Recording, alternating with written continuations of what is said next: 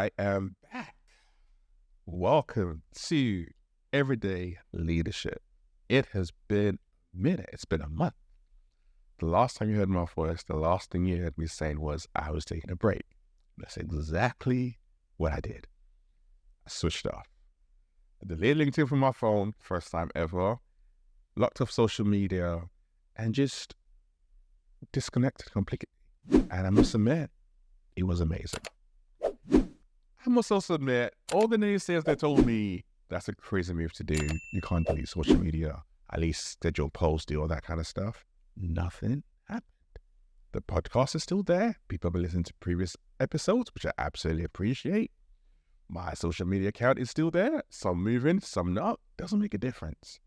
But I really wanted to lead off with that because when you decide to do things which might seem different and radical to people, you're always going to get that negativity. You're always going to get the naysayers who tell you, you can't do this, you can't do that. The reality is, until you do it, there are certain things you're just never going to find out. But more importantly for me anyway, I didn't want to be a slave to things that are supposed to be tools. And we can easily get into that space and that state when we start to place a higher importance on things that are supposed to be tools that we're supposed to use. You see it happen a lot of times with money. When money becomes your God, when money becomes your idol, when money becomes your 100% focus, you begin to do things for money. And you stop leading with value. You stop leading with intention. And you just start to execute and operate. And this is something that we find frustrating in a lot of corporate spaces that we work in. But yet we also can easily shift into that if we're not careful, if we're not intentional. I didn't want to be a slave to any LinkedIn platform whatsoever. I didn't want to be a slave to my emails. So I made it very clear to my clients, for the next month, I'm out. I didn't say a word on any of the social media platforms apart from the podcast, and I just locked off. Like I said, it was good. I absolutely enjoyed it. World did not implode. Sometimes stepping back is the ultimate step forward. Rest helped improve my creativity, improve some problems that I was kind of navigating and thinking about. Because I was able to come back feeling refreshed, feeling revitalized. My brain opened up, which is not a surprise because neuroscience evidence already shows that's what happens when you take a step back. Science backs it up, evidence backs it up, experience backs it up. And my step back involved me traveling with my family to visit Haiti, to get some real education. We had some I'm not a coffee drinker, but we saw them making it right from like the seeds and then grinding it up and then actually brewing it. And I was told by my family who drink coffee, it's absolutely remarkable. Had some peanut butter mixed with cayenne, again, made from scratch. Absolutely amazing. And had some real like education and real talk.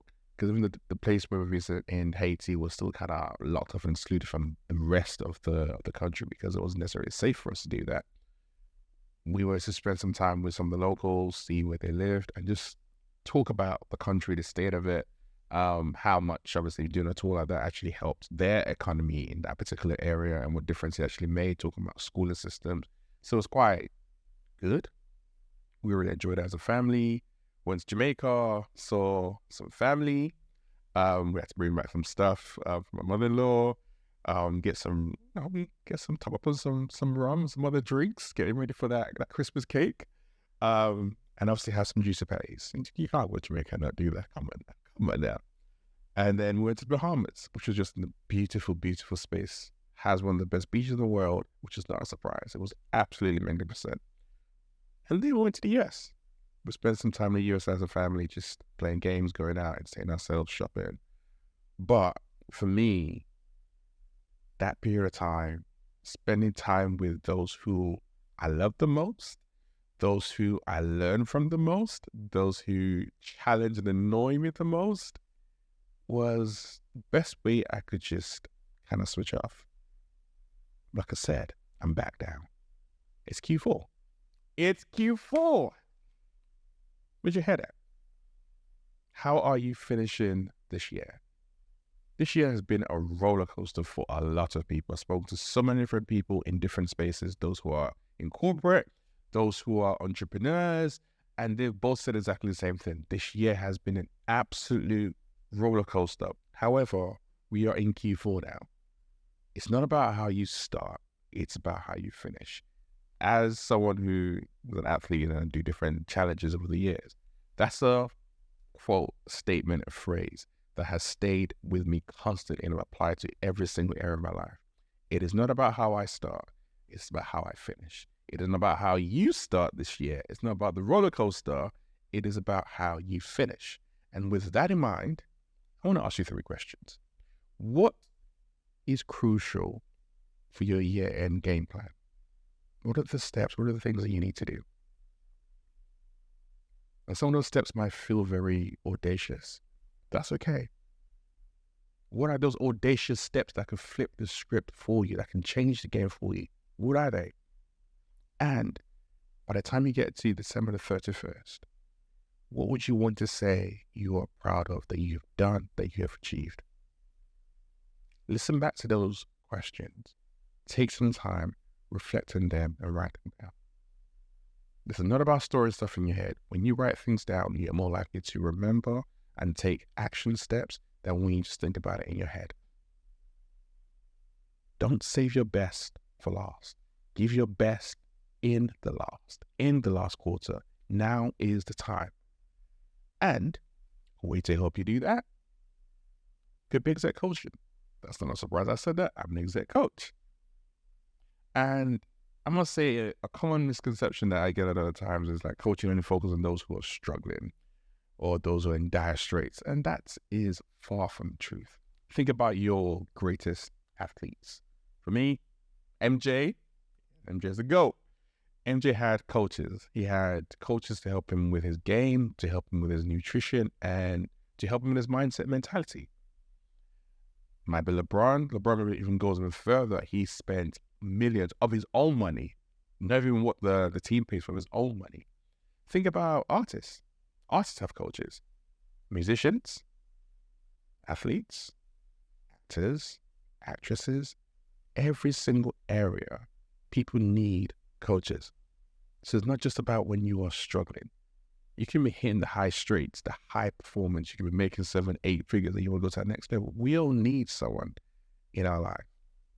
And if you want to really kill this quarter, coaching might be the thing that helps you to get to that transformation and help you to achieve the goal that you have just spent some time thinking about.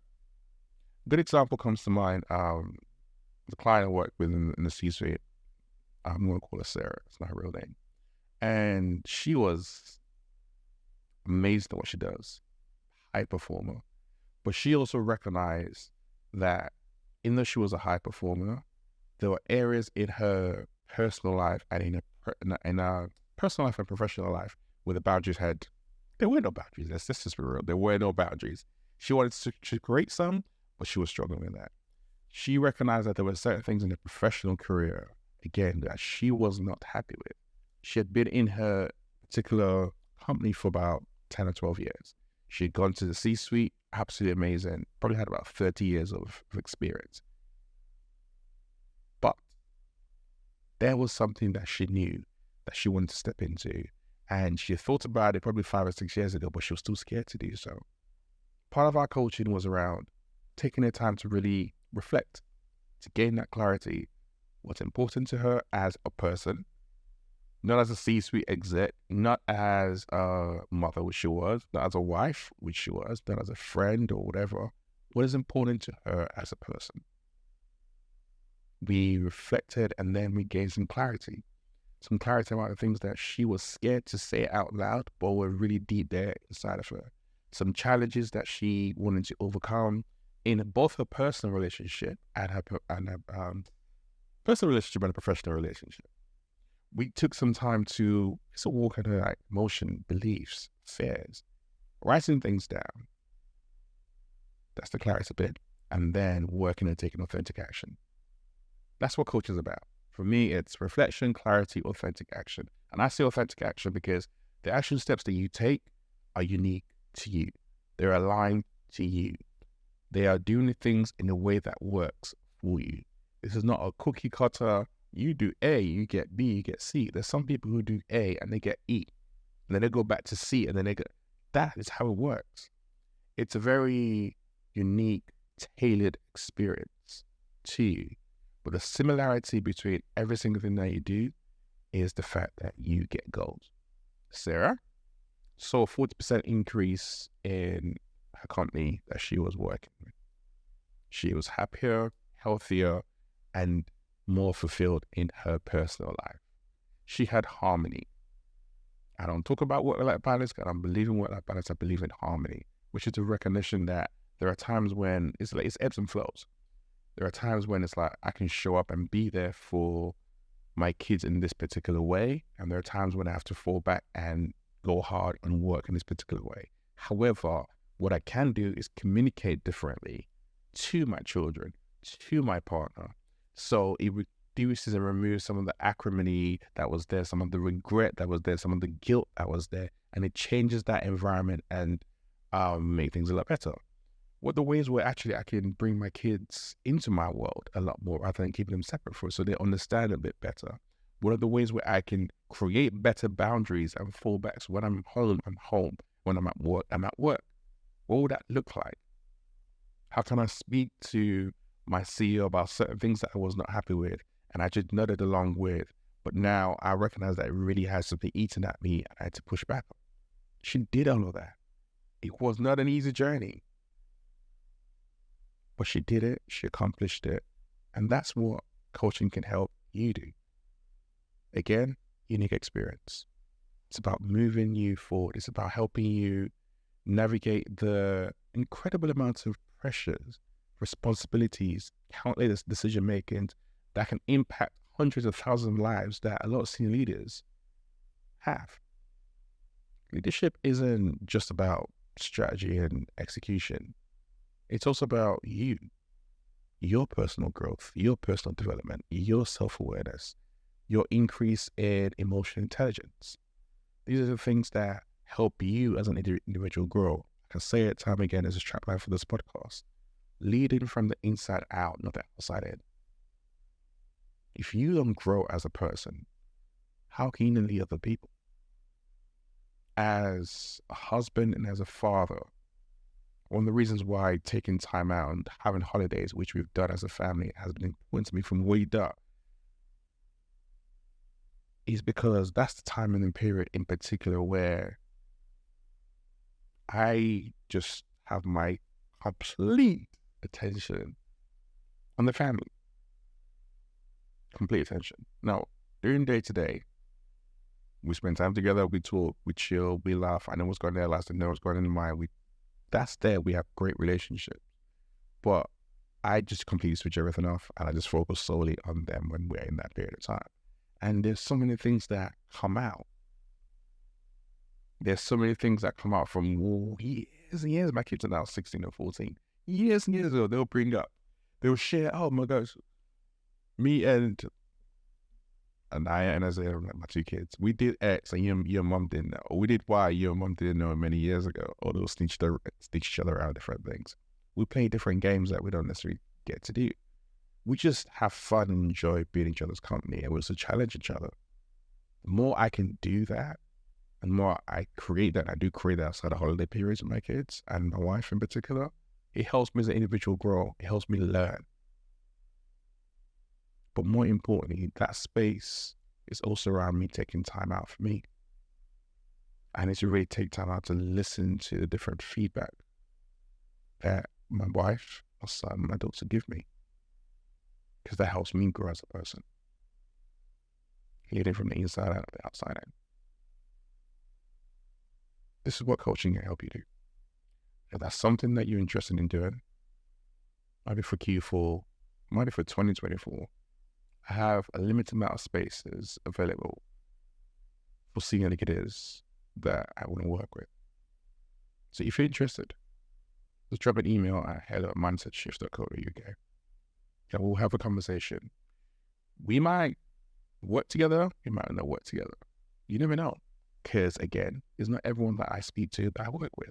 The same people that you talk to and the vibe, the chemistry, whatever you want to call it, is not necessarily there. But if it is and it works, we can make it happen. So think about it. Do you need that space to gain to reflect? To reflect on this year, to reflect on your career, to reflect on your personal life, to reflect on your business? Are there things that you need to get some clarity around about how to navigate? Again, applies to different areas. And then, and I always say this, once you've done that, we're going to take action. I have a 3-track rule with my clients. If after 3 sessions, you haven't taken action, everything we talked about, you're out. You don't get the refunds, but I lock off. I'm not there to waste my time. I'm there to help you achieve what it is that you set out to achieve. And if you're not doing the work, then this is just a waste of time. If you want to have a conversation with a friend. This is also not a therapy session. This is a session that's been created, time that's been invested, money that's been invested to help you as an individual grow and then have that multiplier effect on the impacts and the lives of those around you and those around them. And that's how it develops. So, if there's something you're interested in, make it happen. For me, Q4 is going to be one filled with a devotional that I am launching. I'll share some information about very, very shortly, but it's a project that I'm super, super excited about.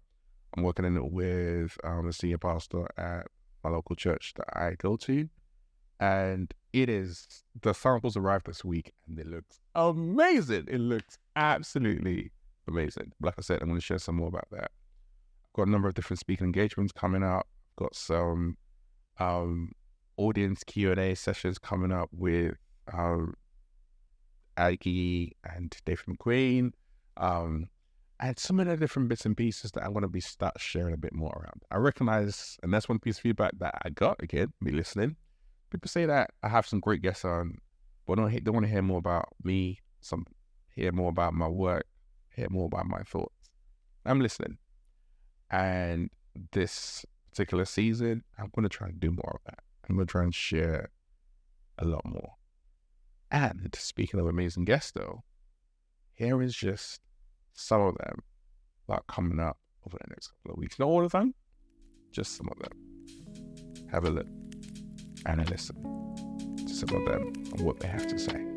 I feel like I am sort of like the anti-benchmark. Just because things are the way they are doesn't mean they aren't really broken, and doesn't mean that there isn't a way to ultimately change them. And in fact, that might be a moral good. I was working they weren't terrible, they just weren't good company towards their people. And I thought, well, it'd be really nice to be able to work in like HR and work around people and work with people and see how I can make people's working lives a little bit easier. Like, there's so many times I remember I lost $16,000 trying to build a clothing line. I had no idea what I was doing. I haven't figured it out. But I'm telling you, from flipping iPhones and selling noodles to where I am today, that gap is so massive. We need to celebrate this moment right now. I've always been interested in writing and speaking and storytelling. I was watching Boomerang, that Eddie Murphy film. And I remember there just watching that, like, oh my gosh, there's these high-powered women working in these really opulent environments. What is that? Now, I hope you are as excited as I am. Q4, baby, let's go. Yeah, I'm excited. This is what happens when you have a month off. You're full of energy, you're full of creativity, but I'm here for it. And I hope you are too. It's going to be an amazing period. We're going to finish the year strong. You're going to listen to some inspirational, amazing stories that you're going to learn from, that you're going to take action from. More importantly, hope you and yours are doing well, had a great break, and you're ready to do what you've been called to do. Q4, final quarter of the game, Let's finish well and finish strong. Thank you. Appreciate you for sticking with me. Appreciate you for listening to this podcast. Appreciate you for supporting their leadership. If you haven't already done so, make sure you subscribe on Apple, Spotify, whatever platform you're listening to, YouTube, and just share. Share it with your friends. Let them know something happening here. Different vibe happening here with the Leadership Podcast. See you soon.